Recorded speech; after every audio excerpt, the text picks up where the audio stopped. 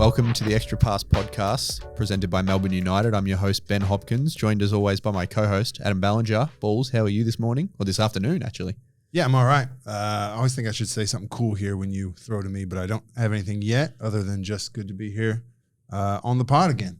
What's the coolest thing you think you could say? Oh, I'm going to have to research that. I don't know. It's probably a movie quote or something, like a deep reference. Yeah, well, we already know you couldn't drop, you couldn't ollie. So No. I wasn't a skate. Well, I like skateboarding, but no, I've never ollied. Well, one person I'd love to find out if they could ever ollie is our guest today. It's Melbourne United assistant coach Rhys Carter. Rhys, could you ever ollie?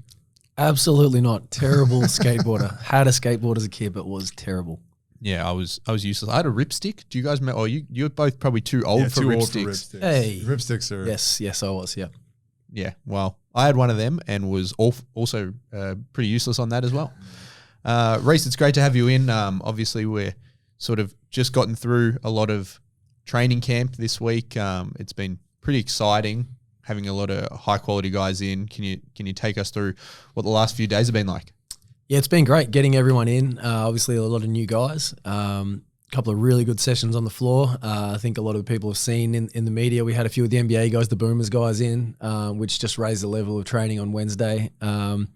Yeah, good little social outing. Went and did a little golf activity on Wednesday afternoon after practice. A little get to know you with some of the new guys, get them together, get everyone in the same room, just having some fun. So that was great. And yeah, another sort of training and a little meeting today just to kind of discuss how we do things, expectations for the year, and then just getting to know everyone on an on-court and off-court sort of level. So it's been great. Just, good people. We wanted to recruit good people. You get them in first week, we know we have. Tick that box straight away. So great group of guys. Everyone wants to work. The level's been at a really high level intensity during the week, and guys are picking up our stuff already. So really, really pleased. Can you take us through who are the golf studs, who are the golf duds? Shilly and CG are the golfers. They're the guns.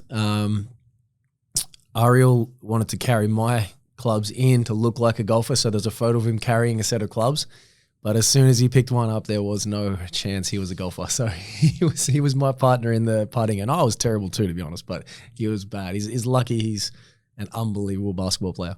Was it just putting or was it a hole? We had the driving range set up to a nearest to pin, so the tracker is on the driving range, so you can see on the screen behind you how close to the pin. We had a marker out there to hit at in the driving range, and we had a nearest to pin.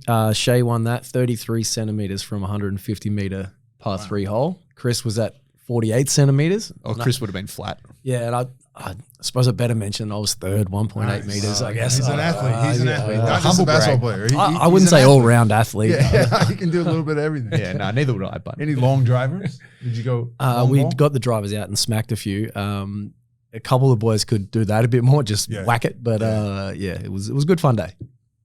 Yeah, no, it's so exciting. I think we've discussed previously on the podcast that I'm useless at golf, and Balls similarly useless. Yeah, I can't stick with it past a few holes. I like the idea of it being out with, outside for 4 hours with some other guys just hanging out. But I'm probably a better caddy than I would be a golfer. Yeah, and just bring it back to some of the play on the court. Obviously, one of the big things you mentioned was having those Boomers guys in. Can you take us through a bit about what that's like as a coach, and especially when you're getting to know a new team, just having 4 elite level guys, 4 NBA athletes come in and really lift the standard of the session? Yeah, it tests you because, they were huge, long, athletic, and they switched everything. And so we're trying to get through new offense for some of our new guys. We just put in a basic, system, our basic sort of continuity system, and guys were trying to pick that up. And then it's like, all right, switch. They're in the lanes and taking away every advantage. And so we had to kind of, really try and test what we could teach and what we could get the guys to do. And I think some of them did a really good job. There was times like, those guys won a lot of games, but we also had some really, really good battles, and our guys got the better of them, on a lot of occasions. So a great test, like week 1, here's our system, and go and do it against an NBA team, basically. So guys did really well. Like I said, it was a great challenge and just a really good way to start off our preseason. Yeah, and one of the guys I was really impressed by, especially his just ability in that setting to be able to get down the stance, defend, and still do what he was doing is one of our new development players, Campbell Blogg, obviously a favourite of yours, someone you're very familiar with. He was with us last year as a training player.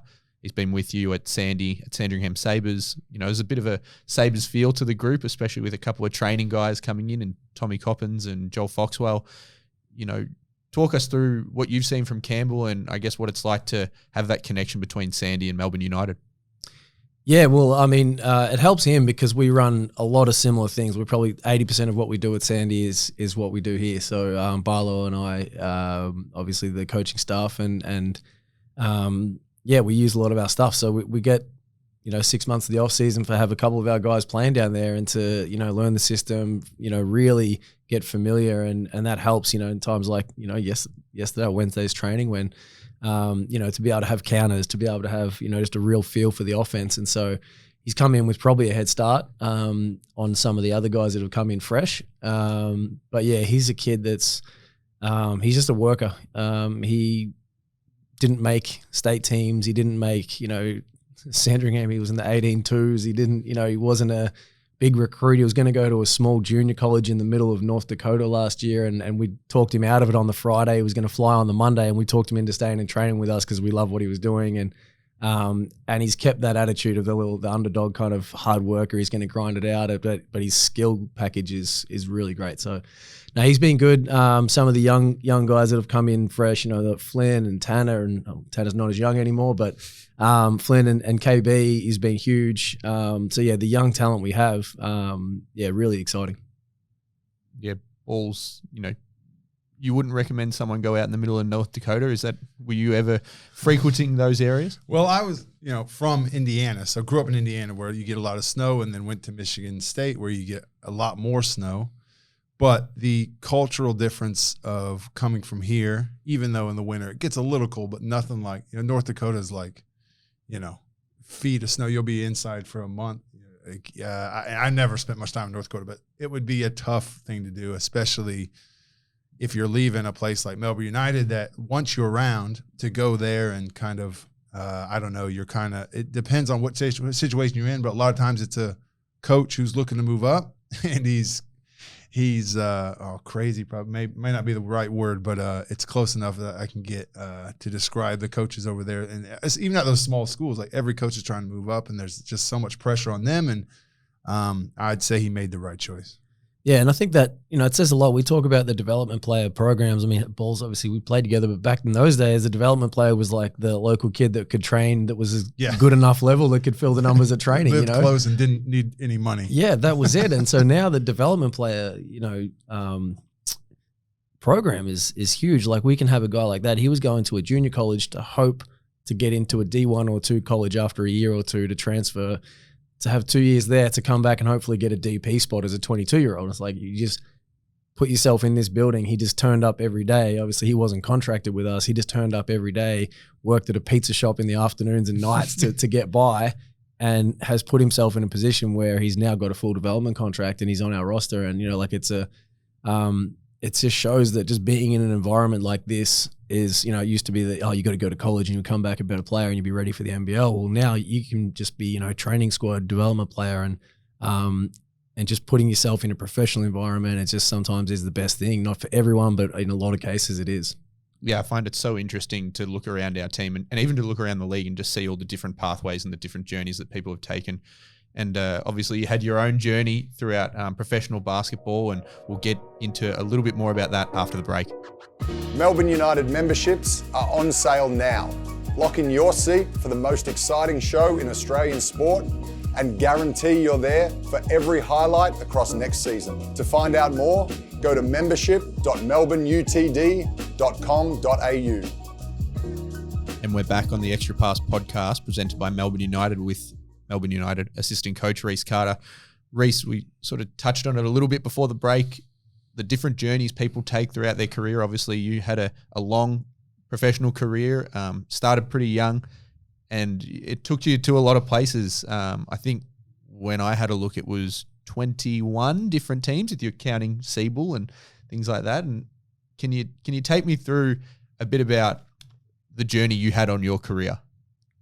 Yeah, I think firstly, like, I get that a lot. Like people are like, wow, you had such a long career. It's like, well, I guess that's good. Like people usually describe, oh, you had a great career. It was just long. So long and average. But yeah, I did long and solid, I would say. Solid, I'll take that. Yeah. I did get to see a lot and do a lot. And in the end, I'm kind of like, well, it would have been cool to do 10 years at a club and all that. But like I lived in 5 countries and like 9 cities and like just got to, see the world essentially. Like ended up just really having a classic journeyman career, it started out 18 years old out of the AIS and came down to the Victoria Giants, where I met up with your good co-host Balls here. And we had a season together. Well, let's not put adjectives to it. It was memorable. A season. It was solid. Not with the wins, but it was funny. Like when I got out here, so you would have been 18 then. I was 19. That was my second 19. season. Yeah, it was your second season. I didn't know anything about NBL, nothing about what was going on. Was it your first season here? Yeah, it was my first season. I didn't even know where Melbourne was. Just a couple of rookies. I showed up. But it was a good. It was young guys. We had some fun together, and then we met back up again. We kind of crossed paths a lot during both of our careers. Yeah, back in Adelaide. What was that? 8-9 years later, another season together there. So, yeah, and here we are again. Take 3. You can't get rid of him. Can't shake him. We're destiny. This Giants sticking together. Yeah. Exactly. We got Nathan Croswell in the building now too. 3. He was at the Giants with us. Liberty Giants. Yep. And we talked a bit to Chris last week. He sort of shed some light on Balls as a personality because, like we said, he's a bit of an enigma off the court. People know about him getting buckets on the court, but off the court, he's a bit of a mystery. Can you share with us any good or any interesting Balls stories? Because we're just sort of trying to just shed a bit of light on the great man. Now, 2 weeks in a row we're doing this. We may lose some Balls. You love listeners. it. No, it's good.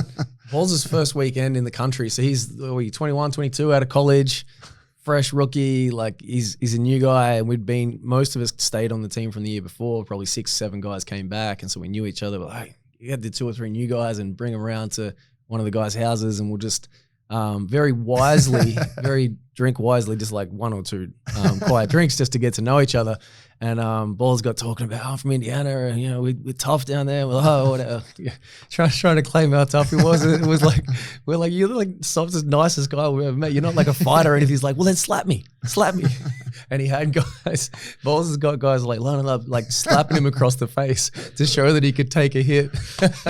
And so we're like, hey, you know what? We got a new guy. He's crazy, but he seems good fun. I was looking to make a good impression, and we'd had a couple of Sprites, and it was fun. It's a good story. But yeah, I was trying to. You want us over. You want us over. Hit me. Slap me sounds a bit weird. I think I was saying hit me. Yeah, it was. It might have been hit me, but it turned out being an open hand slap. And you took it. You impressed us. You impressed the boys. It was a good start to the friendship, I guess. Did you come home after that thinking like, this is the best thing I could have done? Like that night? Yeah. Yeah, eventually I made it home that night. No, my face didn't still hurt or anything like that. But it was a fun night. It was probably my first weekend out here. Australian guys are a lot of fun. That's an understatement. But I guess what were your thoughts on Rhys coming in? Because obviously Rhys had made a bit of a name for himself as a sort of a streetball legend in Australia. Yeah, I know. Well, I saw him before I got out here. I saw him on all the mixtapes. No, I didn't. So obviously didn't know anything about him when he got out here. But him and Brad Robbins. You guys would have been the same age, right? Roughly, yeah. And you would have just finished. Didn't you win you won a world championship? Yeah, under 19s. Yeah, right in that off season. Yeah. So I heard a lot about that. How he won a world championship and their teammates there, and he wouldn't stop talking about it. No, it wasn't him talking about it. He doesn't talk himself up very much. But it was everyone's just trying to find where they fit in on a team. It was I don't know, because you're not winning as much. It can be tough with playing time and trying to do the right thing. And it was it was an up and down season, I'd say. But like I said, it was more of the off the court stuff, like just a good teammate and good guy to be around. Well, that's what you want to hear. And obviously you would have battled against each other, obviously played against each other again 9 years later in Adelaide, but battled against each other a fair bit in the league. Intermittently, can you talk a bit about each other as oppositions as competitors? Crafty. Rhys is very crafty on the court. He said he had all the and one moves, and they bled into his game a little bit, I'd say. Like he had I think we're going to talk about this later, but he had a little jump hook, which is rare. Actually, Full not a sky jump hook, sky hook. Full sky hook. Sky hook, Full which, sky hook. More people should use that shot. You can't block it. But just like we said, he had a long career because he was on the court and he just kind of had to do what was needed. If it was the scoring, he could do that. If guys needed the ball, he could do that. Defensively, he was a tough-minded guy. So, I think everybody who played with him was happy to have him as a teammate. Well, that actually, as you said, bleeds into a mailbag question from Diane we got saying, Rhys, you were known for the skyhook, but what other signature moves would you have liked to have in your package? Ooh. We had a signature dunk.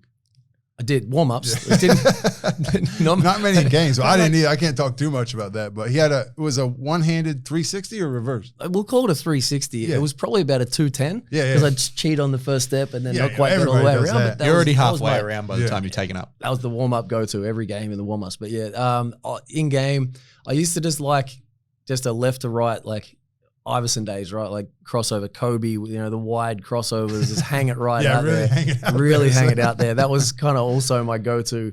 My coaches loved that. That was, but no, that was that was the other go-to that, it's not like I'm putting my signature on it or whatever, but it was one of my favorites. I probably wish I had a step back. I never had a step back. It wasn't huge.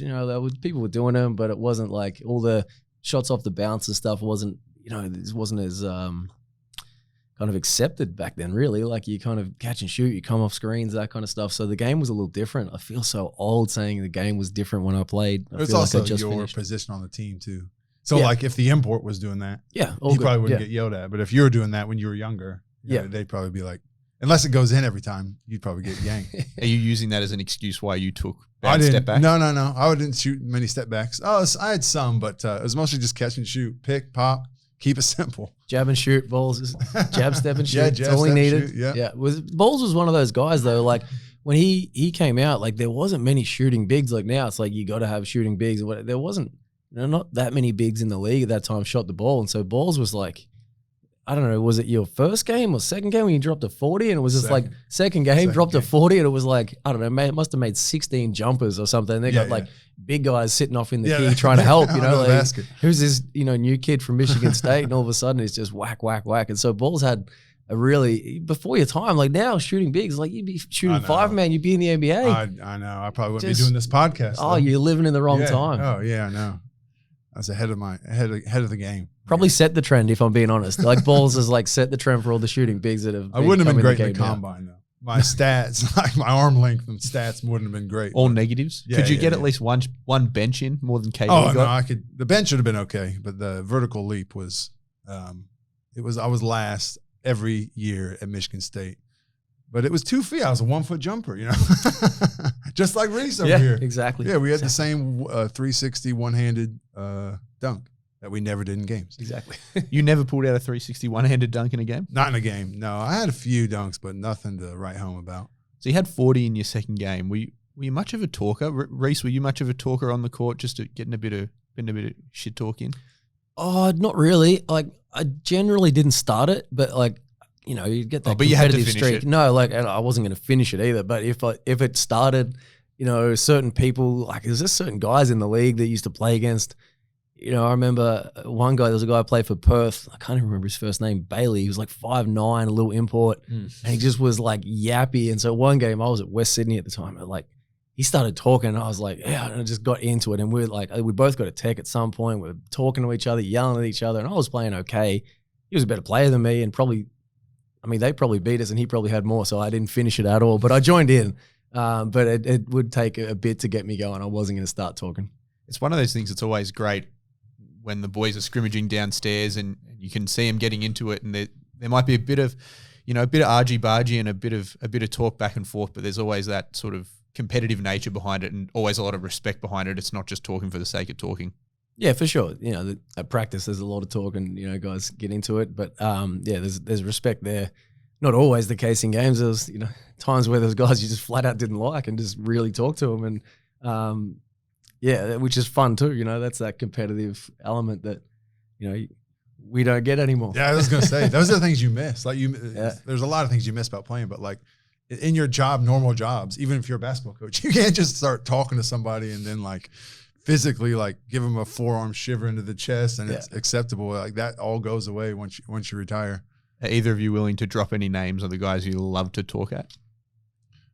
I personally didn't do much talking either. I'm kind of like Rhys as far as every now and then you would if they started, but physically I would try to get under people's skin. But I found if I started talking, I didn't play as well. Yeah, definitely try and get under people's skin and make the physical battle. And one guy, we've talked about it since I've been here for the last 5 years, but like Chris was one of my favorite guys. You know, CG was like, he was so good that I was like, all right, I always guarded him.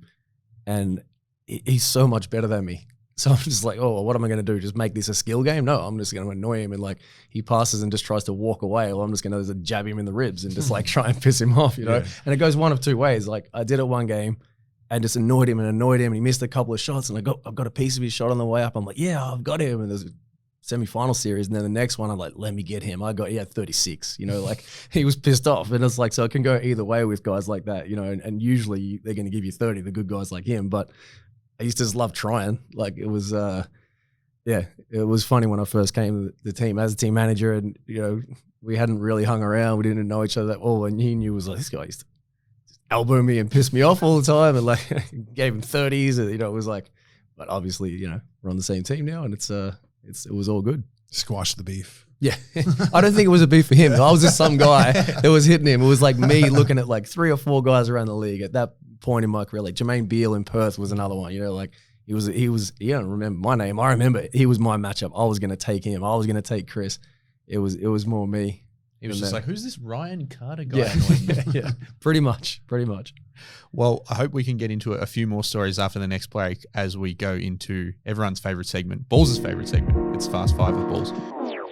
Want to stay up to date with everything happening in Melbourne United? Download the Melbourne United app today. Filled with videos, audio and articles about your favourite team.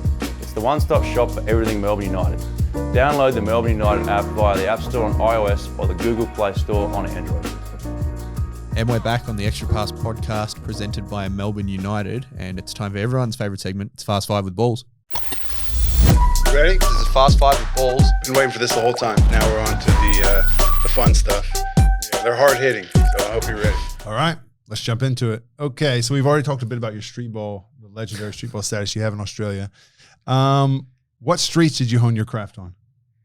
Was there a specific street name? So not a street. Acacia Court was where I lived when I grew up. I guess this whole street ball thing is like, well, no, I was like one of the only guys that didn't play in the NBL the one year I took off when I went and played footy. And so they were trying to find high level guys that weren't playing at the time to play the N1 mixtape team. Yeah. So. But when I came to the team and had first met you, you had all the moves. Like you could do all the stuff that you see. Yeah, like, it was that time. Like when if you were 18 and it was 2002. Yeah, but not everybody could do that. No, everyone wanted to. But Did you at least get a cool like N1 nickname? Like oh my, what? Whose section is this? Is this Fast 5 with Ben? That was my next question.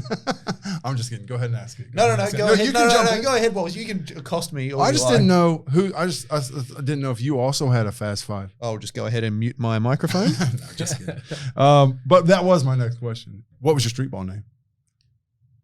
This is just totally blanked. There was a guy. His name was Duke Tango, and he ran around on the court in the M1 mixtape games with a microphone, like. Giving people names or whatever, and he like gave me a name in like the 3rd game because I got cooking and was doing something. White? But like white? That, it was pretty cool, but I can't remember what it is. Oh no! This is like 2004, I guess. Something white. What do you wish it was? Yeah, I don't know. Those guys had pretty cool names, but yeah. Were you jealous? That's really bad. Like, you got to like add it in later. Like, we'll come back to put this back in. I'll go and look it up or something. Were you jealous of D-Mac? D-Mac had the old Mr. Excitement. Oh yeah, D-Mac. He was the guy. Like, and I'd had 2 years with D-Mac, and he was on the actual N1 mixtape from New York, like the original. He was on the Rucker Park one, and so playing with him, he had all that stuff, and so he copied D-Mac all the time. Yeah. All right. Now we got. Oh yeah. So we mentioned you were on the street ball tour, like the actual street ball tour that came over. And with see here, I don't know how many people listening would have been. Probably, I mean, you can still find on YouTube and stuff. But at one point around that time, the streetball like mixtapes were a huge deal. Like everybody passed them around. Like everybody's trying to do those moves.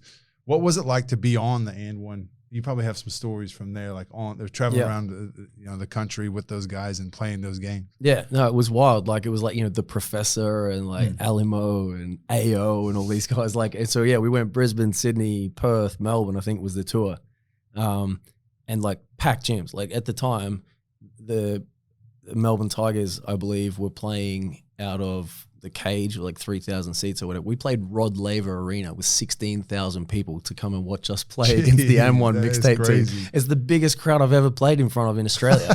Like it's unbelievable. The Brisbane Entertainment Centre packed, Sydney, the old Entertainment Centre, 8,000, whatever. Like this thing was like, it was huge. And the Sydney game was like, it was like the Globetrotters. Like it was like somewhat rigged, but it wasn't. Like we were not supposed to be as good as them, but like we were a couple of fringe NBL guys. Like I said, I was a year off playing footy and kind of got on this team, and like we were decent, a couple of imports, and we were beating them, and it was like 2 minutes left. And it started to be like some shady calls from the refs. It wasn't supposed to be rigged, but I think they just got the feeling like, oh, I don't know if these guys are supposed to lose. You know what I mean? You don't want. And so like it was like we're up by like 2. It was like it was a cool experience though. Like just every single game there was an after party at the biggest club in town. It was like the parties were like epic. These guys walked around like they were superstars, and we were in that roped off section with it. We were just the guys on the court with them, but it was a good time. It was a really good time.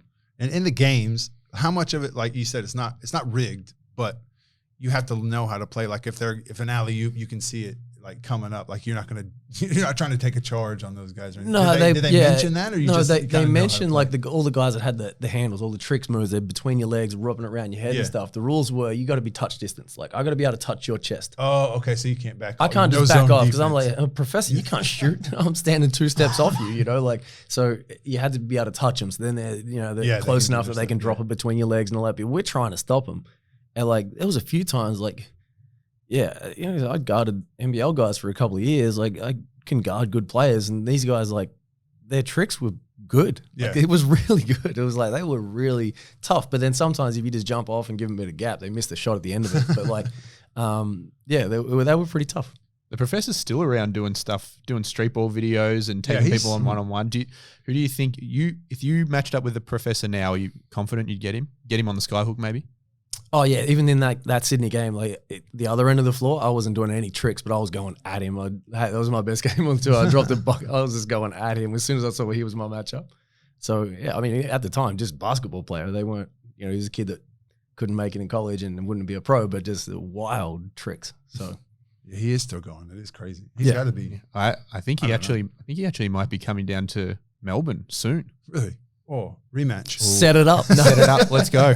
He'll definitely be here at Hoop City. Okay. So in all your travels, you played on a lot of teams. Did you ever have a tougher preseason than Marty Clark, Adelaide 36ers? Probably tied with my South Dragons, Brian Gorge, and oh, really? Yeah, 09. Like we went, and the difference was then with Gorge, like it was probably maybe we did less, like not as long a day. Like Adelaide, we had a year. We were like 3 hours practice, like, quick lunch break, balls that go to the library and draw some cartoons, and we'd just have some lunch and then come back, and then you'd be shooting for an hour, and then it'd be off to the gym, you'd lift, and at the end of the lifting, they'd put you on the footy field, and you'd be doing sprints. So like we'll finish at 4:30, like a 9 to 4, they're like training the whole time. But yeah, when I was at the Dragons, we were doing similar, but we're probably like only one a day, but it was like 3 hours and a hard gym session. It was a big thing, but I was still playing back in my hometown, Latrobe City, Big V, down in Gippsland where I grew up. And so I'd go like finish that Tuesday night practice, Thursday night practice, double header on a Saturday, Sunday on the weekend, and then roll in Monday morning. Gorge would be like, let's go, 4 hours on floor. Like these days, even our guys that are playing NBL 1, we give them a light Monday if they've had, 2 games on the weekend, but Gorge wasn't having it. He's like, no, you're our 9th guy. You would just come in and just work. Like, too bad if you played 2 games on the weekend. You got to be ready. Got to be ready. It worked. I had my best year that year, so I was fit. So he was fit for sure. Yeah, because Mar, that was his first year, and he had just come from the AIS, right? Mm. He thought we were all 18-year-old kids, like literally four sessions a day. it was rough, but we were in shape. I was looking good. Like we're all like no body fat, no nothing. You couldn't. There's no way you could have body fat. And we were like 4-2 to start the Yeah, season we because we were started like in beat better Perth shape the than first everyone. game. We were rolling. Yeah. Then we fell off a cliff because we were all burnt out by like the 5th game. All right. Okay. What hometown are you from? Small hometown, right? Sale, Victoria, Gippsland. How many people live there? It's like 13,000 people. Oh, that's bigger Smallish, bigger than but Bluffton, but not very big. Do you have a statue there or a street named after you? Anything? No, like my like small statue is hidden behind the big statue of Matt Smith, who's also from Sale. Oh, He's the guy, Matty Your Smith, statue our needs other- to be bigger than Matt Smith. No, my guy, Matty. No, we got a few footy players that were just Yeah, I bigger was than me. gonna say. So But- I'm no chance. So athlete wise, there'd be a couple footy players that would have been. Yeah. Well, Scotty Pendlebury goes Pendles, yeah. okay. He's like a just I've heard of him.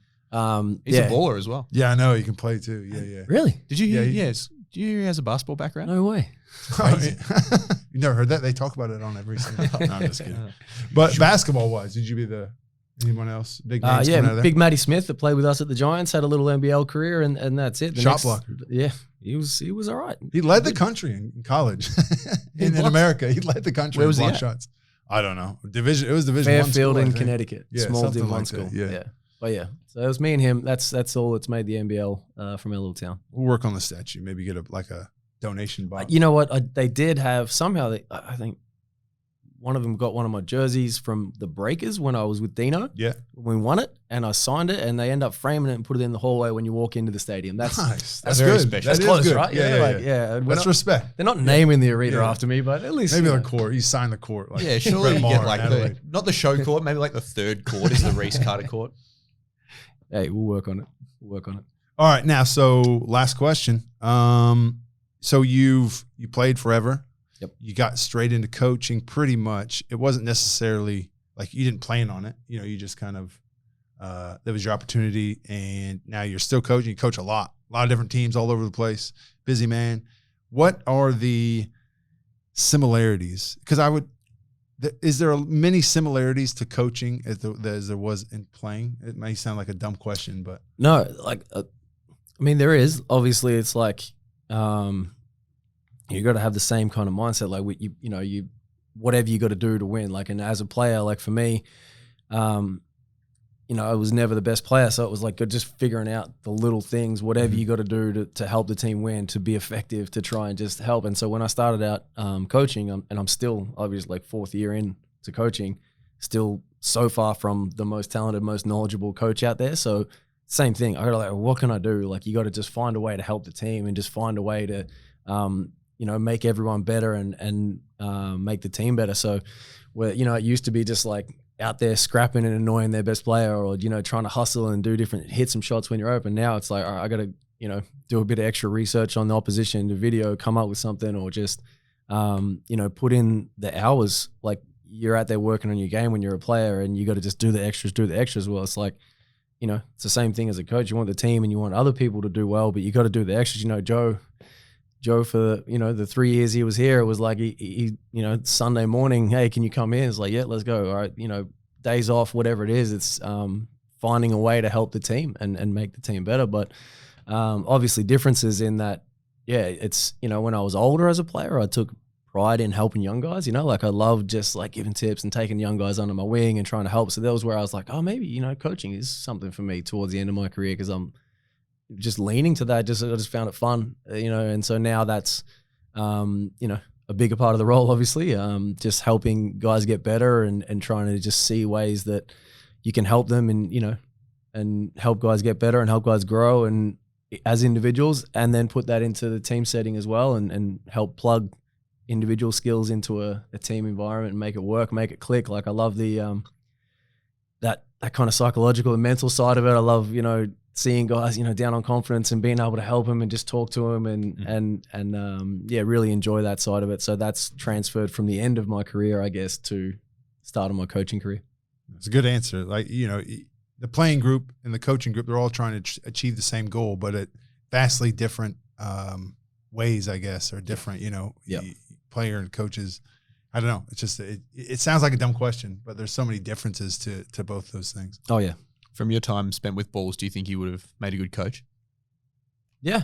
Yeah, sure. say that. He's not going to say no, right? No, yeah, Balls, Well, he he'd be might. terrible.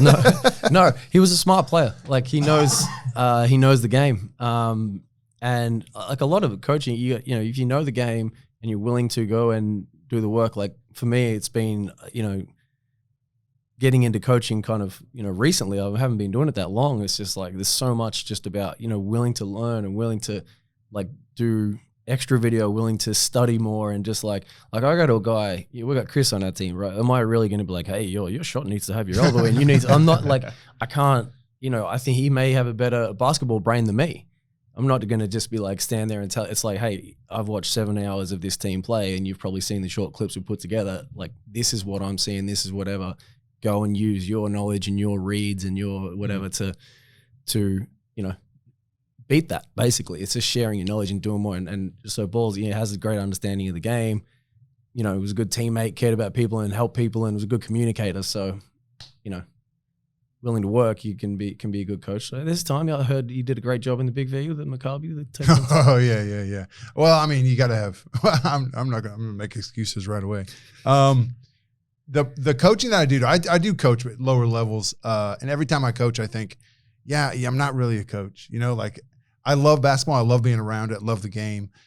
There are things with coaching that I'm really good at, and then there's another side of it that I'm not good at and don't put the time in. And that's how I know I don't really want to be a coach. It's like, you know, the planning and the X's and O's and the scouting and stuff is not for me. So, you know. There you go. If you don't want to do that stuff, then no, he's not going to be a good coach. Unless you need I was trying to get you a job. I was trying to help you out. Do you need someone on your staff to just like hang around and just like, you know, keep the morale up? Yeah, just good vibes. Yeah, the vibes guy. Melbourne United vibes coordinator, Adam Ballinger. Well, Rhys, it's been so good to have you on. It's I think everyone around the club, Balls and I included, are just so excited to see what happens. It's been amazing to see training camp this week. And yeah, thanks so much for coming on the podcast this week. Thanks for having me. Finally, I had to wait like 5 or 6 episodes. We've been waiting on you. Let's go. On you.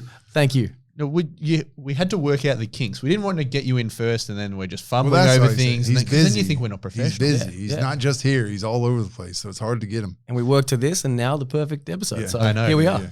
Perfect episode. I like the sound of that. That's what I'm. Instead of just saying like episode 6, Rhys Carter, I might just put the perfect episode. That means we have to stop. Where do we go from here if we got a perfect episode? Well, where we're going from here is next week. We've actually got a very special guest, Jack White, NBA champion, coming on the podcast. So if you've got any mailbag questions for Jack White, send them through to media@melbourneutd.com.au.